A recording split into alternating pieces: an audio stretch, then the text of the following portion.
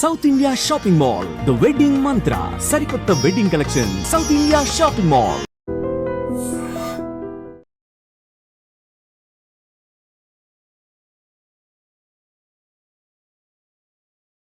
వేటకు సిద్ధమైన బోట్లతో హార్బర్ కలకలలాడుతోంది.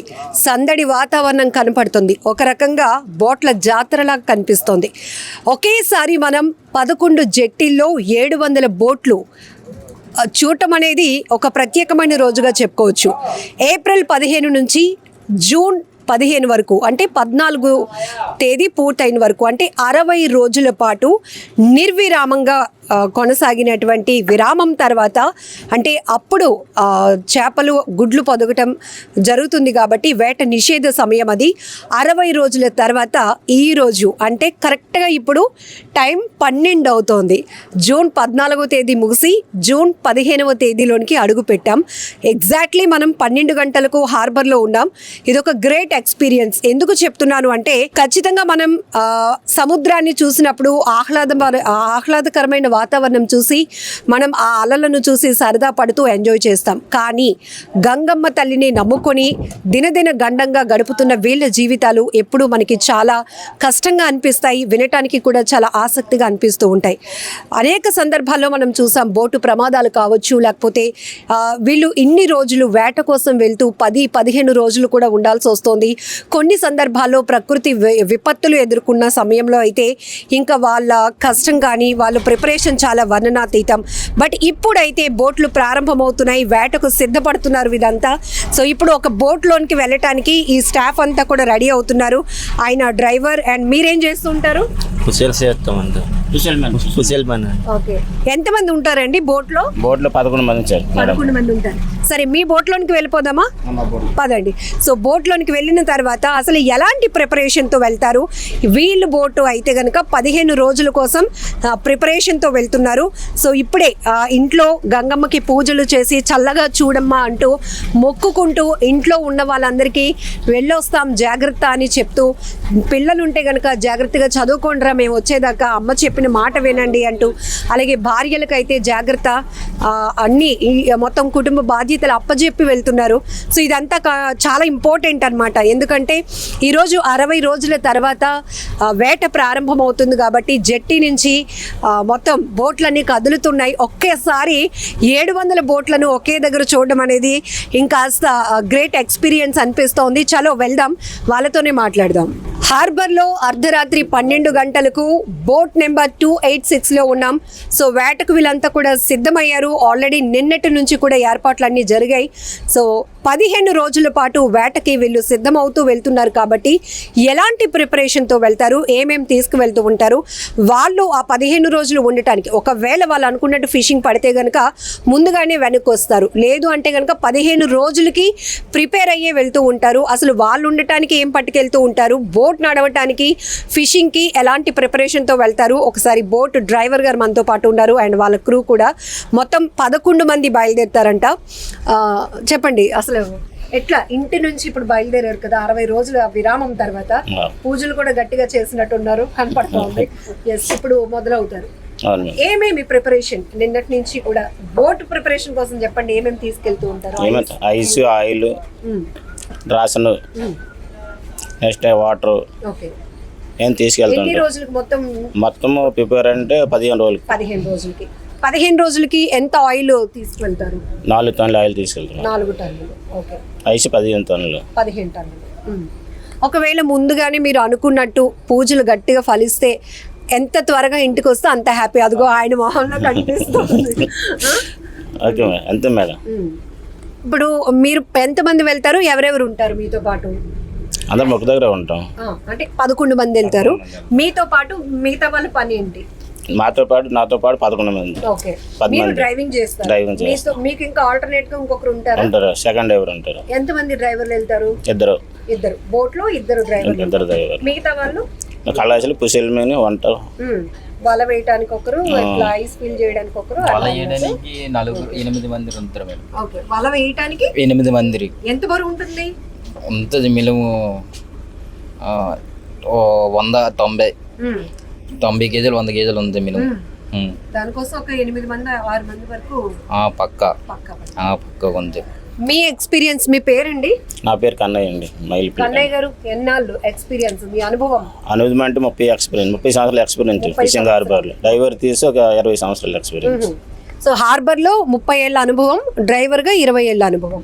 ఇప్పటి వరకు ఎలాంటి కొంచెం ఇబ్బందికర పరిస్థితులు ఎప్పుడైనా ఎదుర్కొనే వచ్చిందా? సీలోనైతే ఎదుర్కొని వచ్చాం మేడం. ఎలాంటి సిచ్యువేషన్స్ అంటే? ఇంకా పనులప్పుడు అలాంటప్పుడు అక్కడ కట్టడం కానీ, తర్వాత నెక్స్ట్ ఏంటంటే యాంకరేజ్ కూర్చోవడం కానీ అలా జరుగుతుంటాయి ఫిషింగ్ హార్బర్ సీలోనైతే.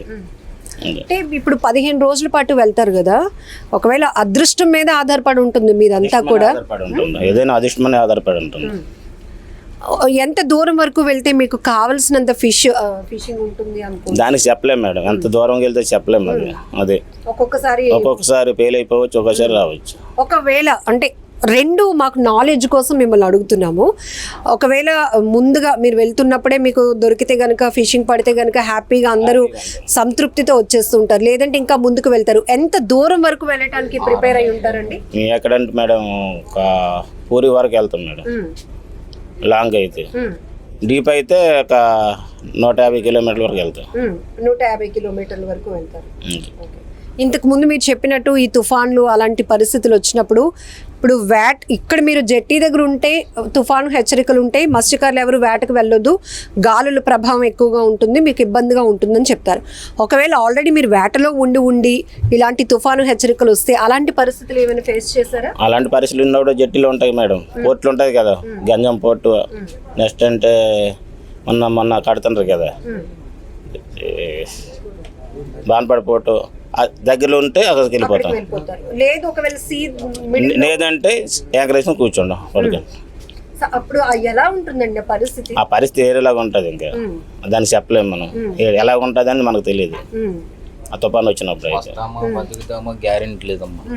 అది అందరినీ విడిచిపెట్టి వస్తున్నాం, చీలు ఉన్న తర్వాత యాంకర్ వేస్తాం, వేసేయడానికి ఏ నైట్ ఏమైచ్చి ఏమవుతుందో తెలీదు.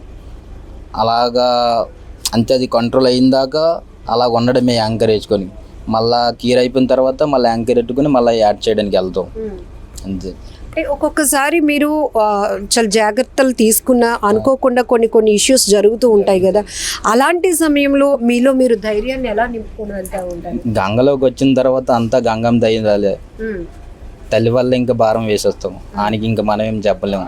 రాత రాసుంటే మళ్ళీ తిరిగి ఇంటికి వస్తాం, రాత రాయలే ఏమని చెప్పలేము అనుకో, చెప్పలేము అక్కడికి, ఇంకా గంగలో అలాగా అయిపోవచ్చు.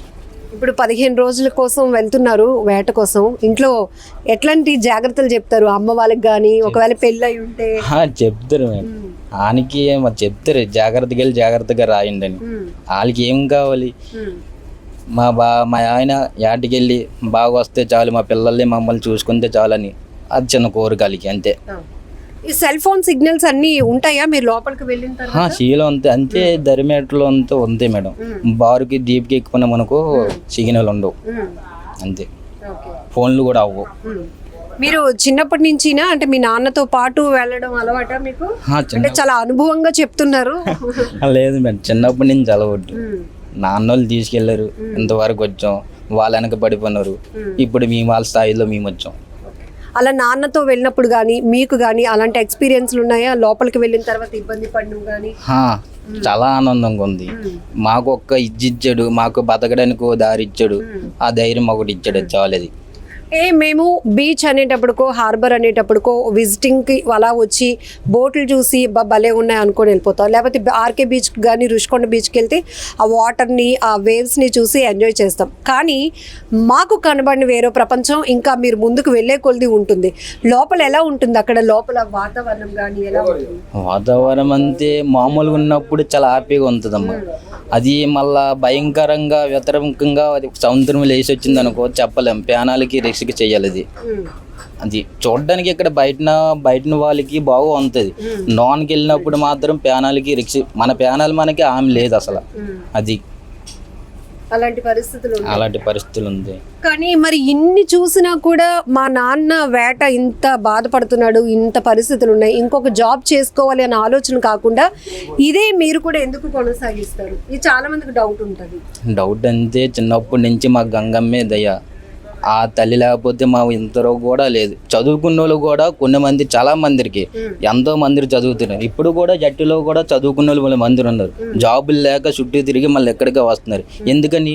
గంగమ్మ ఉందని ఆ నమ్మకం బట్టి. పర్మనెంట్ ఇదే పర్మనెంట్. తల్లి అయినా నానైనా తండ్రి అన్నీ ఇక్కడే. ఇక్కడ మీరు ఇదంతా ఐస్ స్టోరేజ్ కండి? 5 స్టోరేజ్ అండి. ఓకే, మొత్తం ఎన్ని టన్నులు పడుతుంది ఐస్ ఇక్కడ? ఇది 15 టన్నులు పెడతాం. 15 టన్నులా? ఓకే, మొత్తం ఎంత ఉంటుందండి 15 టన్నుల ఐస్? అంటే 8 బాక్సులు ఉంటాయి లోపల. 8 బాక్సులు 15 టన్నులు పడుతుంది. ఓకే, అంటే ఈ ఐస్ దీనికి తగ్గట్టుగా మీకు ఫిషింగ్ కి ప్లాన్ చేసుకుంటారా? 15 టన్నుల కంటే ఎంత ఫిషింగ్ పడాలి అని ఒక మీ అంచనా? దాన్ని మనం చెప్పలేము మేడం. లేదంటే దానికి అది కరిగిపోతూ ఉంటుంది ఒకసారి. ఈ గాలి ఎక్కువ అనుకో దానికి అది కరిగిపోతూ ఉంటుంది.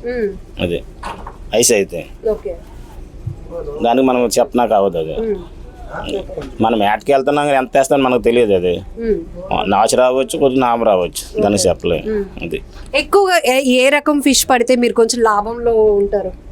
ఏ రకం అంటే అన్ని ఒకసారి పడిపోవు కదా. ఏదైనా సరే డ్రై అయినా సొందువు అయినా ఏ చేప అయినా సరే కొద్దిగా ఎక్కి పడుతుంటే అప్పుడు వానకు వర్కౌట్ చేయి నాకు అవుతుంది మనకి. లేదంటే ముందు ఓనర్ లాభపడితే మనం బాగుంటాం అనే కాన్సెప్ట్ మీలో ఉంటుంది. అంతే. వానర్ నామ పడితే మాకు 10 రూపాయలు దొరుకుతుంది. ఇప్పుడు మీరు మంచి మాట చెప్పారు. ఓనర్ బాగుంటే మనం బాగుంటాం, ఒక 10 రూపాయలు మనం కూడా తినొచ్చు అని. ఇప్పుడు మీరు 15 రోజులకి వెళ్తారు కదా, ఎంతవరకు అంటే డ్రైవర్ కానీ కళాశీలకి ఎంతవరకు రావడానికి అవకాశం ఉంటుంది సంపాదన అంటే దానికి చెప్పలేము మేడం. ఒక వెళ్ళాం మనకు ఇప్పుడు ఎంత ఇంచుమించు 8 లక్షలతో వెళ్తుంది బోటు. 7-8 లక్షలు ఖర్చు పెట్టి వెళ్తుంది బోటు. దాని ఏంటండి ఆయిల్ ఒకటి, ఆయిల్, రాసను, ఇది ఐస్, రీసైకిల్ వైర్లు, నెక్స్ట్ ఏంటంటే యాంకర్లు, బల్లలు, సింగిల్ సైడ్ ఇవన్నీ చూసుకుంటాడు కొంత అవుద్దు. అది అంటే 15 రోజులు వేటకి వెళ్ళాలంటే 7-8 లక్షలు పెట్టుబడితో వెళ్ళాలి. అంత తెస్తాం మనకి గ్యారంటీ. వస్తే 4, 3, 5 ఎంత తెస్తే ఎక్కువ తేలేము. దానికి ఎంత దొరుకుతుంది? మాకు ఒక 7,000, 8,000 దొరుకుతుంది అంతే. మీరు ఒక 11 మంది వెళ్తారు? 11 మంది వెళ్తాం. బోట్ కావాల్సినవన్నీ సర్దేశారు, నీట్ గా అన్ని ప్రిపేర్ గా పెట్టారు. ఇప్పుడు మీరు 15 రోజులకి మీరు తినడానికి కానీ ఏమేమి తీసుకెళ్తూ ఉంటారు? మేము తినడానికి ఏం తీసుకెళ్తామంటే నూనె, కారం, చింతపండు, పప్పు, కూరగాయలు, రైస్ అన్ని తీసుకెళ్తాం. మరి పడుకోవడం కానీ ఇదంతా ఇట్లా ఓసారి డ్రైవర్ క్యాబిన్ దగ్గరికి వెళ్దాం రండి. సో ఇది కన్నయ్య గారి క్యాబిన్కి వచ్చేసాం. ఏమంటారు దీన్ని? ఇది తీరంగ్ అంటారు. తీరంగ్. ఓకే, మొత్తం చెక్కతో చేసింది. ఎంత స్పీడ్ అండి? అంటే మీకు వెళ్ళే కొద్ది మనకి ఎలా అయితే హైవే పైన మన స్పీడ్ కంట్రోల్ ఉంటుందో మీకు ఎట్లా ఉంటుంది? అక్కడ ఇండికేట్ చూపిస్తుంది. ఇక్కడ చూపిస్తుంది మేడం. ఎప్పుడే చూపించిందో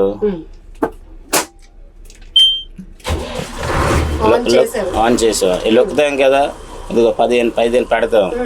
15 అయితే మాకు స్పీడ్ ఎక్కువ వస్తుంది. 15 వరకు స్పీడ్ అన్నట్టు. ఓకే, ఇది ఇప్పుడు ఈ జెట్టి నుంచి వెళ్ళి మూవ్ అయిన తర్వాత ఎక్కడ ఎంత దూరంలో మీరు 15 స్పీడ్ లో వెళ్తారండి? మన గట్టు ఉంది కదా, గట్టు దాటిపోయిన తర్వాత అప్పుడు 15 స్పీడ్ వెళ్తాం. ఇంకా 40 వరకు కూడా స్పీడ్ ఉంది. అది అంతవరకు ఉంటుందా? అంతవరకు ఉంటుంది. ఓకే, మీకు ఎదురుగుంటా ఒకవేళ వెళ్తున్న కొద్ది ఏమైనా పెద్ద పెద్ద చేపలు కానీ అట్లా ఉన్నప్పుడు కొంచెం బోటు ఒరగడం కానీ అట్లాంటివి ఏమైనా పెద్దవి ఏమైనా ఫిష్లు మీకు కనిపిస్తూ ఉంటాయా? ఎక్కువ ఏం కనిపిస్తున్నాయి? ఎక్కువ అంటే చేపలు కనిపిస్తాయి. తిమింగలాలు, జాడి మీన్లు అవి కనిపిస్తాయి ఎక్కువ. అంటే పెద్దవి అయితే, చిన్నవి అంటే ఇలా మామూలు పైకి కనిపించవు. సో ఇద్దరు ఉంటారు కదా, ఎన్ని గంటలకండి చేంజ్ అవుతూ ఉంటారు? 3 గంటలు మేడం. 3 గంటలకి చేంజ్ అవుతూ ఉంటారు. ఇప్పుడు ఈ టైం అంటే డ్రైవర్ ఒక్కడే ఉంటాడు. నైట్ అనుకో ముగ్గురు మారుతారు. 3 గంటలు. ఓకే, ముగ్గురు మారుతారు. సో మీరు ఇక్కడ ఉంటుండగా మిగతా వాళ్ళు రెస్ట్ తీసుకుంటారు అట్లా. ఇప్పుడు కొన్ని సందర్భాల్లో ఏమైనా గాలులు చాలా విపరీతంగా వచ్చినప్పుడు కానీ బోట్ కంట్రోల్ ఇదంతా కొంత నాలెడ్జ్తో పాటు అనుభవం మీద కూడా మీరు కొంత చేస్తుంటాం. ఇప్పుడు గాలికి వచ్చింది అనుకో మేడం, దీని కంట్రోల్ పెడుతున్నాం. ఇది కంట్రోల్ ఉంటేనే మనం కరెక్ట్గా పట్టుకోగలము గాలిలో, లేదంటే పట్టుకోలేము. అదే ఒకవేళ లాయో చాలా గెంతినా సరే వెంటనే యాక్సిలేటర్ షో చేస్తాం. ఉంది కదా అది స్లో కంట్రోల్. కంట్రోల్. ఈ రెండు మెయిన్ ఇది ఇంపార్టెంట్. మెయిన్. ఇది గేరు, మన కారు గేర్ ఉంటుంది కదా ఆ టైప్ అన్నమాట. ఇంకా ఇక్కడ మీకు ఎలాంటి ఫెసిలిటీస్ ఉంటాయి? ముందు భగవంతుడు ఫోటో ఫ్రేమ్స్ ఉన్నాయి. నెక్స్ట్ ఏంటంటే అక్కడ ఒక ఈఎస్ఓ వస్తే నెక్స్ట్ జిపిఎస్ ఏకో సౌండ్ అన్నీ వస్తుంటాయి. మీకు ఇప్పుడు తుఫాను హెచ్చరికలు మీరు సీలో ఉంటుండగా వచ్చింది అనుకోండి, ఎట్లా మీకు వస్తుందా ఇన్ఫర్మేషన్? ఆ ఇన్ఫర్మేషన్ అంటే ఇప్పుడు ఎన్నాలంటే తెలిసేది కదా మేడం. ఇప్పుడు సెల్ ఫోన్ ద్వారా ఇప్పుడు మీకు 2 జనరేషన్లు తెలుస్తాయి. అవును. సెల్ ఫోన్ ఇప్పుడు మాకు మెయిన్ ఏంటంటే మాకు సముద్రం చెప్పేస్తుంది మేడం. ఇప్పుడు తుఫాన్లు వచ్చినా చేసినాను సరే అప్పుడు సముద్రం చెప్పేది తెలిసిపోతూ ఉంటాను నాకు. సముద్రం ఎప్పుడైతే కొద్దిగా కెరటాలు ఎక్కువ వచ్చి రావడం ఏంటంటే మాకు తెలిసిపోతుంది ఎలా ఉంది వాతావరణం. అలా ఎప్పుడైనా మీకు ఎక్స్పీరియన్స్ అయిందా? అయింది మేడం. ఆ టైంలో చాలా సీ రఫ్గా ఉంటుంది. రఫ్గా ఉండడము, చేయడము, జర్నీ రావడము, ఇంకా లైట్ టైం ఎక్కువ అయిపోయింది మనకి యాంకర్లు వేసేయడము, అలా తెల్లవారంతా కూర్చోవడము ఇలా జరుగుతుంటుంది. ఇప్పుడు మీరు ఒకవేళ అలాంటి పరిస్థితి ఉంటే దగ్గరలో ఏదైనా జట్టి ఉంటే జట్టికి వెళ్ళిపోతారు, లేదు అంటే మధ్యలోనే లంగర్ వేసి అక్కడ అవుతుందా? ఎట్లా ఉంటుందా పరిస్థితి? అది పరిస్థితి దారుణంగా ఉంటుంది. దానికి చాలా ఇబ్బంది. రిలాక్స్ అవ్వడం వేరు, సీలో ఉండడం వేరు. సీలోనే ఉండే పరిస్థితి వచ్చినప్పుడు ఎలా ఉంటుందండి అక్కడ వాతావరణం? ఇబ్బందిగా ఉంటది. పక్కన బోట్ ఉంటుంది, పక్క బోట్ కూడా కనిపించదు. వర్షం వచ్చినప్పుడు గాలి వర్షం కనిపించదు. అలాగే ఉంటాం. ఈ చెట్లు ఉన్నాయి కదా ఇప్పుడు వచ్చాయి కదా ఆ చెట్లు. ఇప్పుడు టెక్నాలజీ రావడం వల్ల కొంచెం మీకు ఈజీ అయింది. టెక్నాలజీ వాటిలో ఫోన్ చేయడము, పలానా రోజు వస్తుంది తుఫాను అని ఫోన్ చేయడం, మనం కట్టేయడం వచ్చు. ఒక రోజు ముందు ఫోన్ చేస్తారు. ఇప్పుడు ఇన్న లెక్కలు ఏదో జట్టి చూసుకుని అక్కడికి వెళ్ళిపోతాం. అది మా పొజిషన్. ఇవి 60 రోజులు కాస్త రెస్ట్ దొరుకుతుంది కదండి, ఆ టైంలో ఏం చేస్తూ ఉంటారు? ఏం చెయ్యం మేడం, ఖాళీ తిరగడము కూర్చోవడం అంతే, ఇంకేముండదు. టైం ఉంటే వాకింగ్కి వెళ్ళడం రావడం అంతే, అంతే, ఇంకేం లేదు. అంటే మిమ్మల్ని ఇన్ని క్వశ్చన్స్ ఎందుకు అడుగుతున్నామంటే ఇదంతా మాకు తెలియలేని సబ్జెక్ట్, మాత్రమే తెలుసు. మీరు చెప్తున్న కొలది కొంత ఆసక్తి, కొంత భయం కూడా మాకు వేస్తుంది. అని మేము ఏదో జట్టీలోని హార్బర్కి వచ్చి చూస్తామో వెళ్ళిపోయామని కాకుండా మీరు ఎలా ఉంటుంది అని. ఇప్పుడు మీకు ఏదైనా అత్యవసరంగా ఫోన్లు రావడం కానీ, లేకపోతే ఎవరికైనా ఇలా వెళ్తున్నప్పుడు బాగోపోవడం ఇట్లా ఉంటున్నాయి కదా, అలాంటి సమయంలో ఏంటంటే ఏ ఊరి దగ్గర ఉందో ఆ ఊరికి వెళ్ళి తెప్పమని దింపేస్తాం. తెప్పమని దింపేసి ఆయన పంపించేసి మళ్ళీ మేము బార్కి వచ్చేస్తాం. ఆ పర్సన్ కోసం అక్కడ ఇన్ఫార్మ్ చేసేస్తాం, మేము బార్కి వచ్చేస్తాం. లేకపోతే మళ్ళీ యాడ్ చేయడానికి అది మా పొజిషన్. ఇప్పుడు ఇన్ని రోజులు ఫోన్లు అయ్యి మాట్లాడకుండా ఉండే పరిస్థితులు అప్పట్లో ఉండేవి కదా, కూడా ఉన్నాయా? అప్పుడులో ఉన్నా మేడం, అప్పుడులో ఫోన్లే లేవు కదా. అప్పుడంటే మరి అలాంటి తుఫాన్లు తెలిసేవి కాదు. అదే ఎదుర్కొన్నాం, అలాంటి తుఫాన్లు ఎదుర్కొని ఉన్నాం 96లోను. అది నెక్స్ట్ అంటే ఉత్తర తుఫాన్ 2002లోను ఇవన్నీ చూస్తూ ఉన్నాం. సీలోనే ఉన్నాం అలాంటప్పుడు కూడా.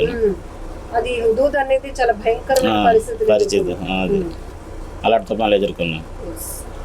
జాగ్రత్తగా వెళ్ళి జాగ్రత్తగా రండి. గంగమ్మ తల్లి దయ వల్ల హ్యాపీగా మీకు అంతా హ్యాపీగా జరగాలని కూడా మేము మనస్ఫూర్తిగా కోరుకుంటున్నాం. ఆల్ ది బెస్ట్ అండి కన్నయ్య గారు, థ్యాంక్ యూ, మంచి ఇన్ఫర్మేషన్ ఇచ్చారు. వేటకు సిద్ధమవుతున్నాయి బోట్లన్నీ. ఒక బోట్లో వాళ్ళు ఎలా ప్రిపేర్ అవుతున్నారో చూసాం. ఇప్పుడు మరొక బోట్లో ఆల్రెడీ పూజ కూడా ప్రారంభమైంది. ఒకసారి అడిగి తెలుసుకుందాం. ఇక్కడ చాలా కొబ్బరికాయలు ఉన్నాయి. ఎందుకండి ఇందులో ప్రయాణిస్తున్న 11 మంది కొబ్బరికాయలు కొట్టి పూజ స్టార్ట్ చేస్తారంటే కాదు మేడం, లోపలికి వెళ్ళిన తర్వాత వల వేసినప్పుడు కూడా పూజ చేస్తాము. అలాగే గంగమ్మ తల్లికి పూజ, తొలి పూజ చేసిన తర్వాత ఇంట్లో పెద్దవాళ్ళు ఎవరైతే చనిపోయిన వాళ్ళు ఉంటారో వాళ్ళని కూడా మేము పూజించుకుంటాము. వాళ్ళ ఆశీస్సులు కూడా ఉండాలి. ఎందుకంటే లాభం నష్టం బేరీజ్ వేసుకోకుండా మా జీవితం కొనసాగుతుంది గంగమ్మ తల్లిపైనే. అలాంటి పరిస్థితుల్లో మమ్మల్ని చల్లగా చూడమని, మా కుటుంబాలకు ధైర్యం ఇవ్వాలని, ఆర్థికంగా కూడా మమ్మల్ని మంచిగా ముందుకు తీసుకువెళ్ళాలని వేడుకుంటామంటున్నారు. ఏంటండి అసలు పూజలు కూడా స్టార్ట్ అయ్యాయి. మొదట అది కొబ్బరికాయనా? కొబ్బరికాయ మేడం. అలాగనే మేము బోటు స్టార్ట్ అంటే పూజా కార్యక్రమం అనేది బోట్ అంతా వాటర్తో శుభ్రం చేసిన తర్వాత పసుపు కుంకాలు ముందు గంగమ్మ తల్లికి సమర్పించిన తర్వాత అలాగే బోటుకి కూడా పూజ చేసి, అలాగే మా కులదైవమైన గంగమ్మ తల్లి, అలాగే మా ఇంట ఇలవేలుపులు అనేసి ఉంటాయి అమ్మవార్లకి అన్నీ పూజ చేసిన తర్వాత బోటు ఇక్కడ ఇంజిన్ స్టార్ట్ చేసిన వెంటనే కొబ్బరికాయ కొడతాం, అమ్మవార్లకి దండం పెట్టి.